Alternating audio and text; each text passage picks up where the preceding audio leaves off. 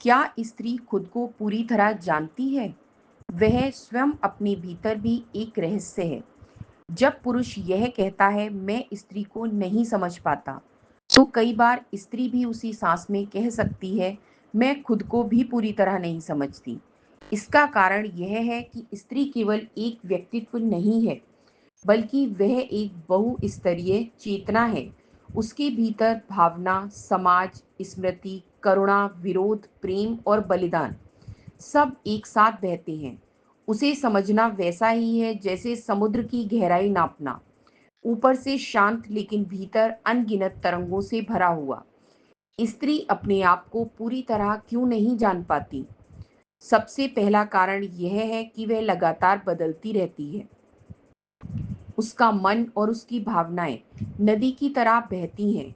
हर अनुभव से वह कुछ नया सीखती है, कुछ छोड़ती है और कुछ अपने भीतर जोड़ लेती है। यह अस्थिरता नहीं, बल्कि उसका जीवित और सजग होना है। जहाँ पुरुष स्थिरता खोजता है, वहाँ स्त्री प्रवाह चुनती है। दूसरा कारण यह है कि बचपन से ही उसे अपेक्षाओं के सांचे में ढाला जाता है। ऐसे बैठो, ऐसे बोलो, लड़कियां ऐसा नहीं करती। ऐसे अनगिनत वाक्य उसके चारों ओर दीवारें खड़ी करते हैं। धीरे धीरे वह खुद को दूसरों की पसंद और समाज की परिभाषाओं में ढाल लेती है।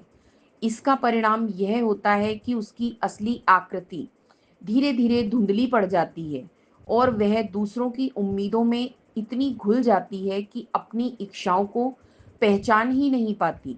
तीसरा कारण यह है कि स्त्री कई भूमिकाओं में बटी होती है। बेटी, बहन, पत्नी, माँ, मित्र या प्रोफेशनल। हर भूमिका उसे एक नया चेहरा देती है।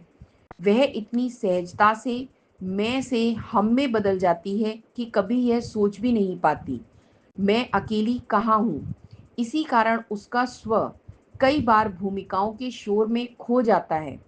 चौथा कारण यह है कि उसके भीतर का संवाद अक्सर दबा दिया जाता है। उसके मन में भी प्रश्न उठते हैं, मैं कौन हूँ? क्या मुझे यही चाहिए? क्या मैं पूरी हूँ? लेकिन समाज और रिश्तों की जिम्मेदारियां इन सवालों को अक्सर स्वार्थ या अनावश्यक चिंता कहकर दबा देती है। फिर क्या स्त्री कभी स्वयं को जान पाती है? हाँ, जब वह बंद कमरों की शांति में खुद से मिलती है, जब वह किसी प्रेम में बिना मुखौटे के स्वयं को देख पाती है, जब वह सृजन, कला, मातृत्व या ध्यान में उतरती है, या जब वह सभी भूमिकाओं से परे केवल स्वयं के रूप में जीती है, उस क्षण वह केवल स्त्री नहीं रहती, बल्कि अस्तित्व की साक्षात ऊर्जा बन जाती है। इस यात्रा में पुरुष की भूमिका भी महत्वपूर्ण है। उसे स्त्री को सुनना चाहिए, उसे बांधना नहीं चाहिए, उसे दिशा देने के बजाय स्थान देना चाहिए। उसे यह एहसास कराना चाहिए कि उसे कुछ और बनना नहीं, बल्कि जो वह है उसे पहचानना है।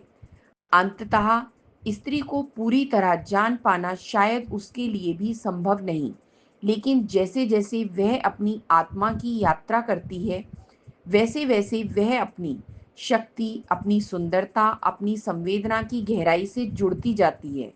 उसकी आत्मा कोई नक्शा नहीं है, बल्कि एक यात्रा है जिसे स्वयं उसी को तय करना है।